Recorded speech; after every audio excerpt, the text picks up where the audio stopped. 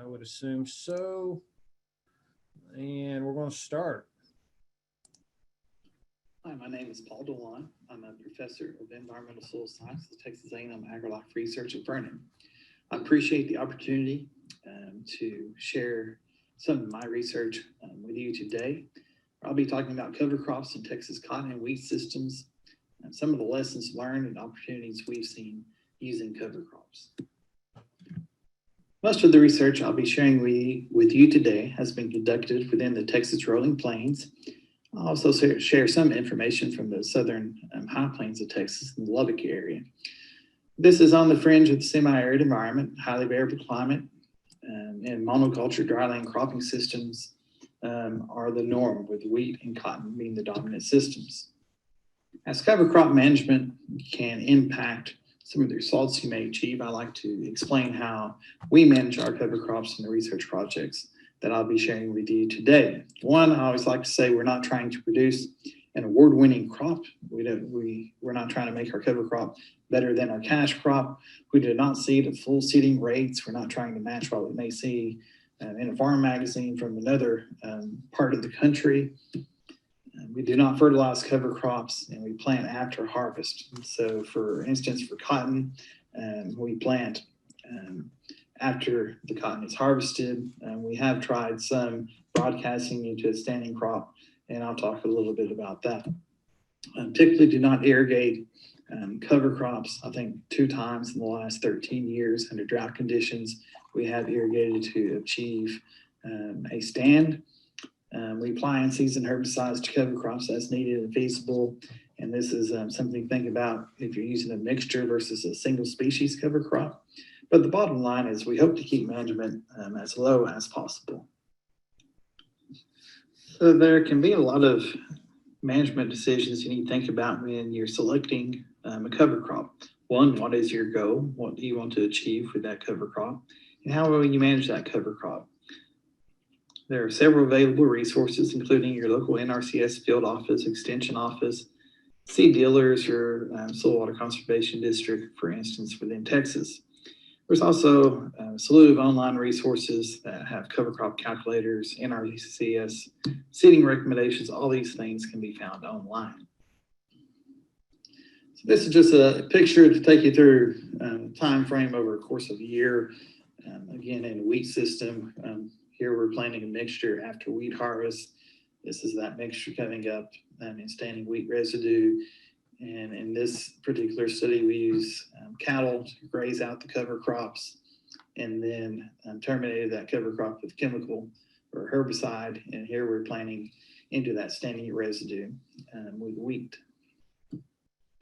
So this is an example of a cool season cover crop mixture over a 7-year period or so. Back in 2012, when mixtures became popular and rolled out with the NRCS Soil Health Initiative, you can see we had a 6 to 7 species mix, including rye, wheat, Austrian pea, hairy veg, crimson clover, turnip, and then we added radishes to that mix for a couple of years. The point of this slide is over time, you can see we kind of narrow that down to species that we thought worked very well.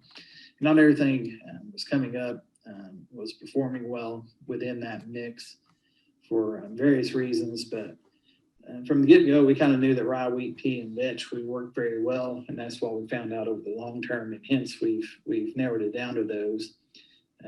In other words, we wanted to actually plant what would actually come up and may provide a benefit to us. This is a warm season cover crop mixture that we began using 2013 and included 8 or 9 way mix in the first year that we tried this. And then just like we did with the cool season mixture, over time, we kind of ratcheted that down to some things that we thought worked well. And using a forage cowpea works well, guar and mung beans are drought tolerant legumes.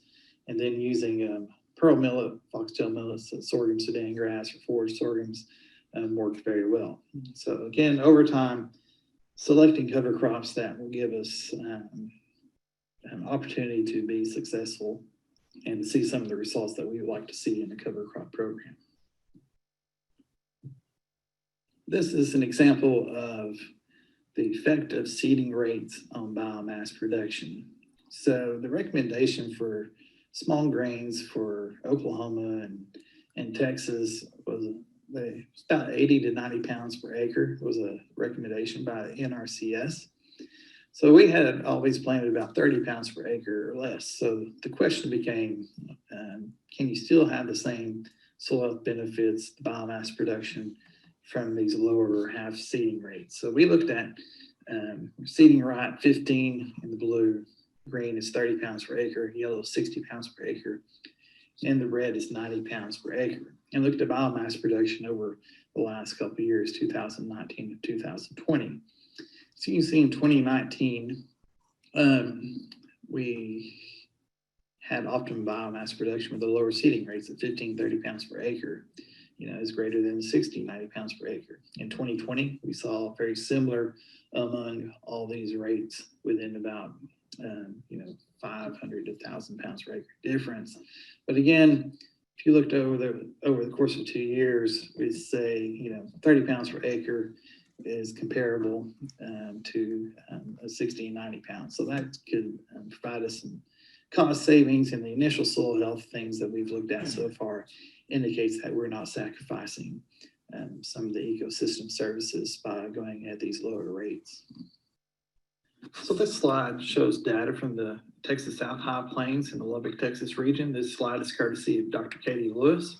Her graduate student, Ray White, has been conducting studying on seeding rate and termination timing. So looking at rye and wheat seeded at 30 and 60 pounds per acre, and then terminated at what they consider an optimum 6 to 8 weeks before planting, or a late, which is 4 to 6 weeks before planting. So the rye is in red and the wheat is in the gray bars. So if you look at the rye and look at the optimum termination dates, you see no difference in biomass production between 30 and 60 pounds, and the same if you look at the late termination timings between 30 and 60 pounds, no difference in biomass production. This same pattern follows for the wheat, no difference between the optimum dates and no difference between the late dates. So the difference is the termination timing, which is not surprising. With a later termination timing, you're allowing more growth during your rapid growth phase of both rye and wheat. So again, using lower rates is producing similar biomasses of what may be considered as a full seeding rate. So a major question or concern in our region is the effect of cover crops on stored soil water. So this is an example of stored soil water in the top 2 feet of a soil profile, and this is a cool season cover crop in a cotton system. So the green line would be a wheat cover crop, and then we have a no-till without a cover crop being red, and then conventional till, no cover crop, the blue line, and then the purple line, a strip till without a cover crop. So these are 2 different years. And the first year we terminated as we normally do, which would be mid to late April. And as that wheat is beginning to pass boot stage into 50% heading, which is when we like to terminate it, and you can see the stored soil water is drastically or significantly reduced over the non-cover crop treatments. However, as you get into the growing season for the cotton, very similar, kind of back to status quo. Here, the following year, we terminated in early March, mainly due to some herbicide drift issues from the neighbors. So we terminated early, and as you can see, terminating early, we didn't use that stored soil water. However, getting into the cotton growing season, it was the same as the previous year. So what we've seen year in and year out with the cotton system and using cool season cover crops is that we restore the soil water that was used by cover crops if we receive a adequate precipitation beforehand or with an irrigation event. This is an example of stored soil water in the top 2 feet for a warm season cover crop in between wheat seasons. So this is the 3rd year of this system. The black bar would be no-till, and it had intercrop radishes with the wheat. and the green bar being no-till without a cover crop, the red bar being conventional till. And this system had been in no-till for 13 years before it reverted back to conventional tillage. And then these bottom 4 lines would be the treatments with cover crops. So just like we saw with the cool season, the warm season, and this is a mixture, significantly reduced our stored soil water in the profile at the time of termination. So this would be mid-August, for example, and then continued to be dry throughout August, and then receive some precipitation. This is under dryland conditions, and you can see the stored soil water is very similar heading into wheat planting for that system. So the reason for this, is enhanced infiltration after the use of cover crops, and this is a slide that demonstrates that. This is post-termination soil moisture. So this is the stored soil moisture change from the time that we terminated the cover crop up to wheat planting. So the first 3 bars would be conventional till, no-till with the intercrop, and that would be the red, green, and black bars. And then the grazed cover crop treatments would be yellow and the blue bar, and then the orange and the purple bar would be no-till with cover crop that was not grazed. But as you can see, each year, the change in stored soil water is much greater where we had cover crops. Of course, the stored soil moisture was much lower, but we captured more precipitation with those. So entering the season, as I said, we're back to status quo. Here we're, for example, 25 millimeters is about 1 inch. So we're capturing about 3/4 of an inch of water with the non-cover crop treatments compared to about 1 inch and 3/4 with the cover crop treatments. So termination timing, that can play a role in soil moisture. One thing that you have to consider if you do terminate early is how that's going to affect your residue management. So this is the slide demonstrating the impact of termination timing on residue management, residue retainment of that residue, and persistence of that residue. So this is a producer which in Archer County, close to Wichita Falls, Texas, who terminated a cover crop on July 8th. So this was a mixture that was planted after a failed canola crop. And, really this is the first year you did a cover crop and had a lot of vegetative growth out there, and said, wow, this is really using a lot of soil water, so I should terminate that. So as you can see, this is a vegetative stage, no heading out yet of this forage sorghum, for example. So he terminated that on January 16th, about 6 months later. You can see that this is the wheat that was planted in that residue, and you see very little residue and retention by terminating it in a vegetative state. This is an example of a legume broadleaf mixture. So low C/N ratio, and this is about 6 weeks after chemical termination. And then you see some sunflowers in it, and cowpeas and mung beans. But you can see very little residue 6 weeks after termination. So it's terminated August. This picture is taken about 1st of October before wheat planting. So depending on what your mixture is comprised of, or whether you're doing a monoculture legume or a grass species, in our harsher environments of Texas, and that residue can degrade very rapidly. It's just another example of a cool season hairy vetch cover crop, and then this is rye with hairy vetch within it, and then this is cotton planted into that residue. So this will be about 6 weeks after it's terminated. So this is the hairy vetch, cotton coming up in the hairy vetch, and then cotton coming up in that rye residue. Now, another thing I'll mention herbicide options here. For a mixture, if this was only a small grain cover crop, we could come in March with a 2,4-D or dicamba or even Valor product. If we were concerned with broadleaves, and spray over the top of that without hurting our small grain cover crop, whereas in this case, it's a mixture with legumes in it. If we want to do a March application of any of those products, then we would sacrifice our legumes within that system. So that's just something else to think about with cover crops is your herbicide management. Another option for terminating cover crops is use of a roller crimper. And this has had variable results. The more residue, the better. It works well in rye that's standing 3 to 4 foot tall.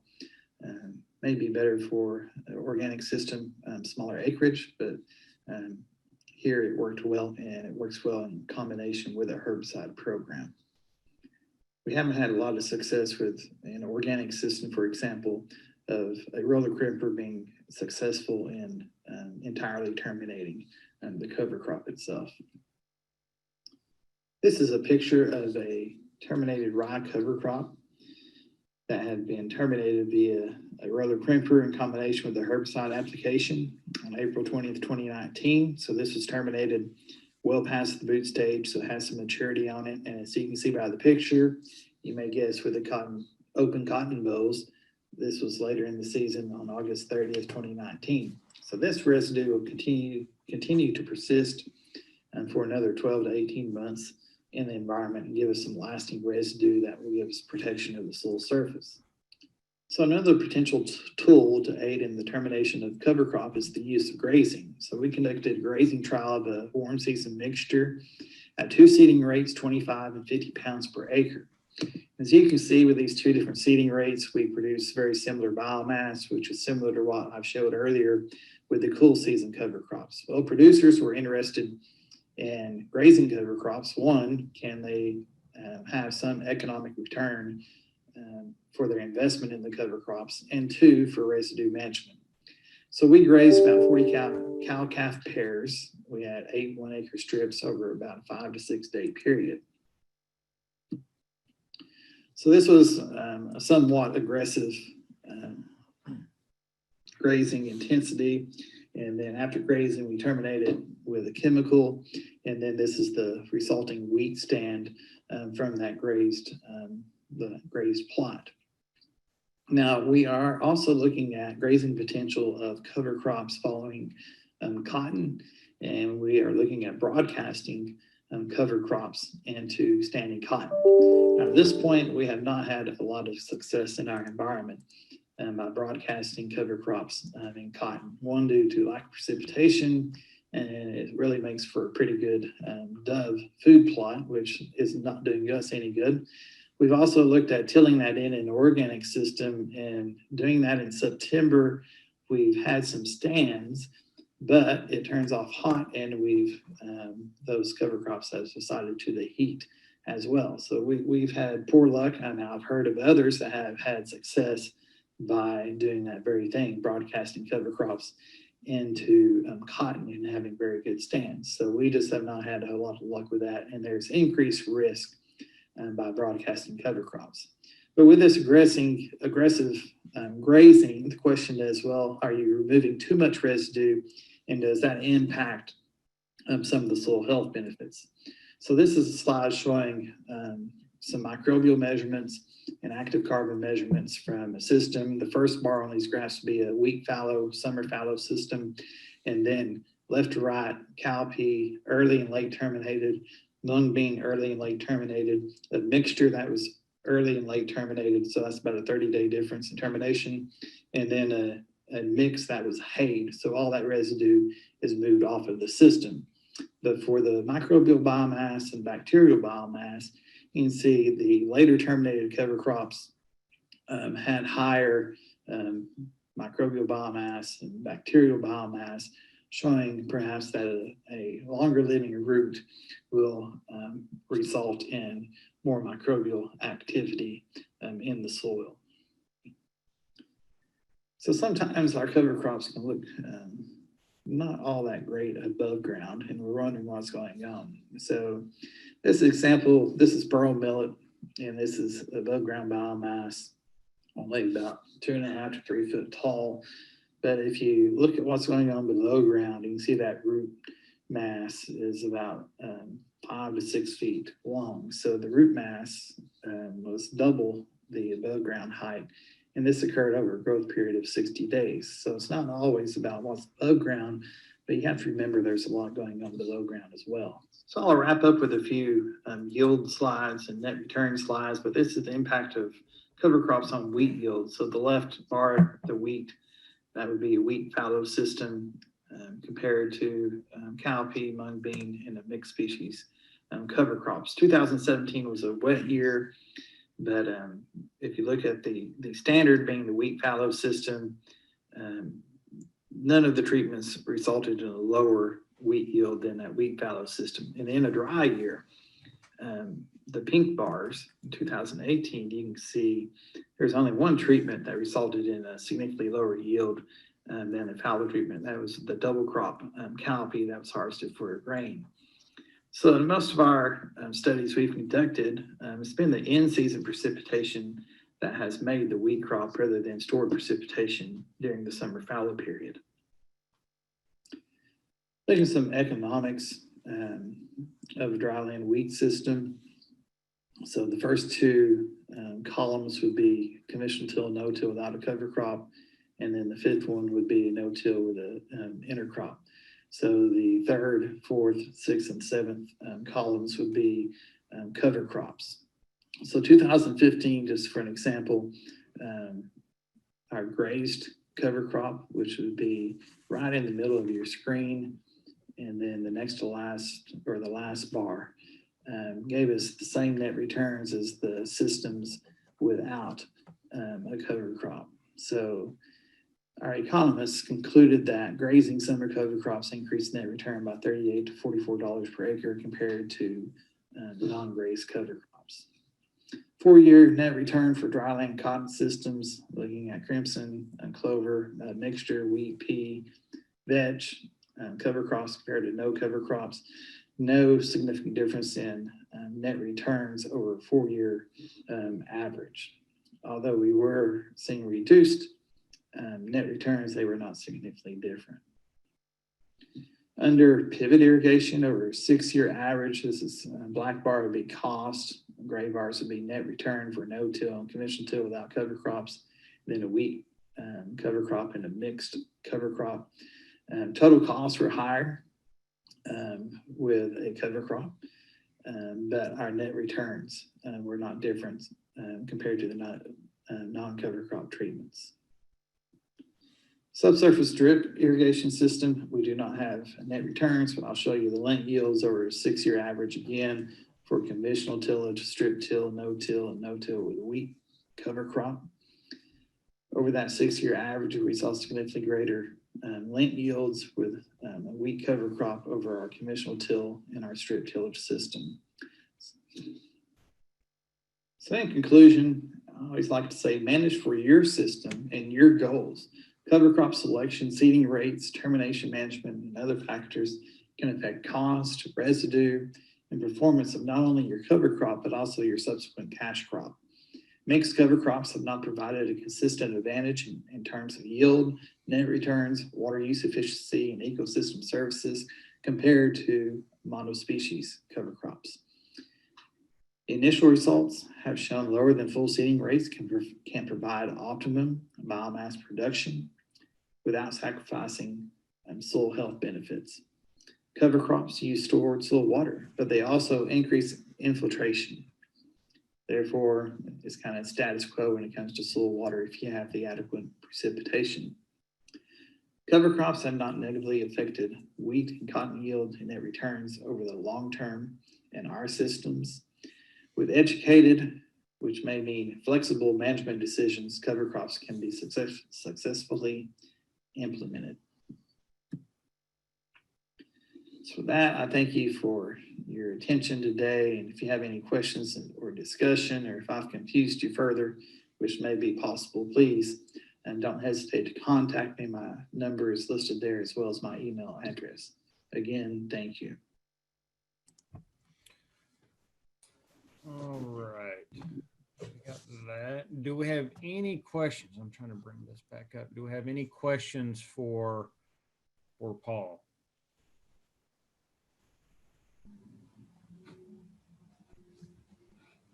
I've got one question then, Paul, on the subsurface drip, the lint yield.